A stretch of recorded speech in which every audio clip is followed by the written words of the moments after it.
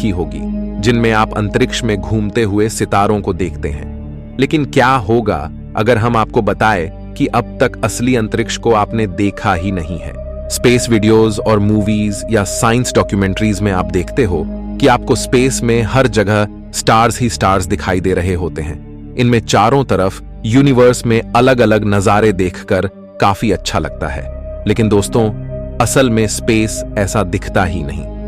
आज हम आपको बताने वाले हैं कि स्पेस असल में कैसा दिखाई देता है, जिसे देखने के बाद आप पागल भी हो सकते हैं। आज तक आपको यह जानकारी कहीं पर भी नहीं दी गई है, तो जानने के लिए वीडियो को पूरा जरूर देखें। दोस्तों, हमारी धरती पर जब हम रात के आसमान को देखते हैं तो हमें यह चारों तरफ सितारों से सजा हुआ दिखाई देता है। सदियों से इंसान आसमान को देखकर अंतरिक्ष के लिए हमेशा से पागल रहा है, लेकिन असल में इन तारों को हम धरती के एटमॉस्फेयर की वजह से देख पाते हैं। अगर आप पृथ्वी से बाहर चले जाएं तो अंतरिक्ष में मौजूद तारे आपको दिखाई ही नहीं देंगे। पृथ्वी से बाहर निकलते ही आप हमारे सूर्य, चांद और पृथ्वी को ही देख पाओगे। अगर आप चांद पर चले जाओ तो आपको चांद का आसमान हमेशा काला ही नजर आएगा, चाहे दिन हो या रात, क्योंकि चांद पर कोई एटमॉस्फेयर नहीं है। आप जानकर डर जाएंगे कि चांद पर धरती की तरह दिन में उजाला नहीं होता, यानी चांद पर सूरज की लाइट सिर्फ उसकी जमीन पर ही दिखाई देगी, बाकी चारों तरफ आसमान में अंधेरा ही अंधेरा दिखाई देगा। अगर आप चांद पर दिन में किसी कमरे में हो तो भले ही उसका गेट खुला हो या बंद, उस कमरे में अंधेरा ही रहेगा, क्योंकि उजाला एटमॉस्फेयर की वजह से होता है। चांद के आसमान में नंगी आंखों से सिर्फ सूरज और धरती नजर आएंगे, लेकिन अंतरिक्ष की असली सच्चाई तब सामने आती है जब आपको सूर्य से काफी दूर इंटरस्टेलर स्पेस में ले जाया जाए, यानी जहां आसपास कोई ग्रह न हो और हमारा सूर्य भी किसी तारे जैसा दिखाई दे। इतनी दूर जाने के बाद आपको जो दिखेगा उसे देख आप कांप उठोगे। हम आपको बता दें कि अंतरिक्ष का अधिकतर भाग खाली है, वैसे ही जैसे एक एटम का 99% भाग खाली होता है। अंतरिक्ष में 99% भाग खाली स्पेस ही है। ऐसे में अगर आपको ऐसी जगह ले जाए जहां आसपास कोई ग्रह, तारा ना हो, तब आप अंतरिक्ष में कुछ भी नहीं देख पाओगे। जिस तरह आप फिल्म्स और मूवीज में देखते हो, जहां अंतरिक्ष में घूमते वक्त तारों के समंदर जैसे दिखाई देते हैं, लेकिन असलियत में आपको चारों तरफ अंधेरा ही अंधेरा दिखाई देगा, एकदम गहरा अंधेरा, जबकि आपके चारों तरफ ब्रह्मांड के सभी खरबों तारे मौजूद हैं। इसके बावजूद भी आपको बिल्कुल गहरा अंधेरा महसूस होगा। हम आपको बता दें कि अंतरिक्ष में हर जगह लाइट मौजूद है। आपके चारों तरफ लाइट ही लाइट होगी, इसके बावजूद भी आपको कुछ भी नहीं दिखाई देगा। हमारे पूरे ब्रह्मांड में हर पॉइंट पर कॉस्मिक माइक्रोवेव बैकग्राउंड रेडिएशन भरा हुआ है, जो कि लाइट ही है। फर्क इतना है कि हमारी आंख इस लाइट को नहीं देख सकती।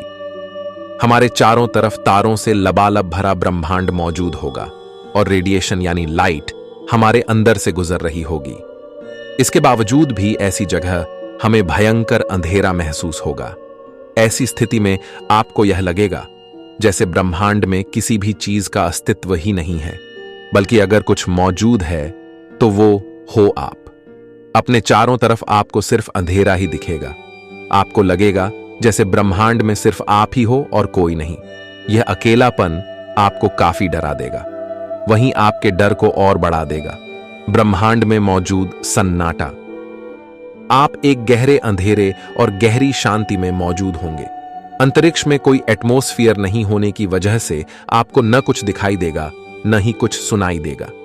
लेकिन इस समय एक ऐसी चीज होगी जो आपको और ज्यादा डरा देगी। इस समय आपको बाहर न कुछ दिखाई दे रहा है, न सुनाई, लेकिन इस समय आप अपने अंदर की वाइब्रेशन को महसूस करने लग जाओगे। आपको अपनी हार्ट बीट महसूस होगी। आपको अपने शरीर में दौड़ रहे खून की वाइब्रेशन महसूस होगी। इस समय आपको अपने शरीर में होने वाले डाइजेशन की वाइब्रेशन महसूस होगी। यह सब आपको काफी ज्यादा डरा देगा। दोस्तों, हमारी इंसानी आंखों से अंतरिक्ष असल में ऐसा ही दिखाई देगा।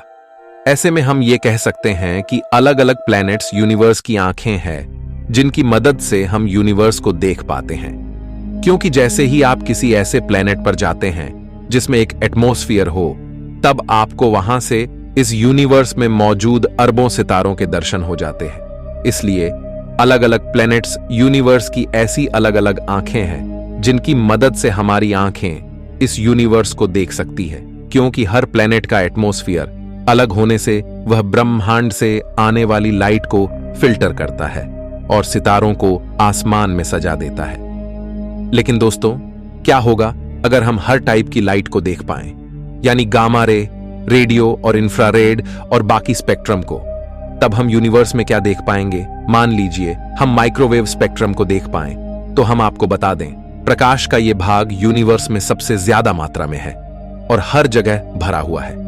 अगर हमारी आंखें इसे देख पाए और डिटेक्ट कर पाए तो हम ब्रह्मांड की शुरुआत को देख पाएंगे, यानी बिग बैंग के बाद 3,80,000 साल बाद के समय को, यानी लगभग समय में 13 अरब साल पहले।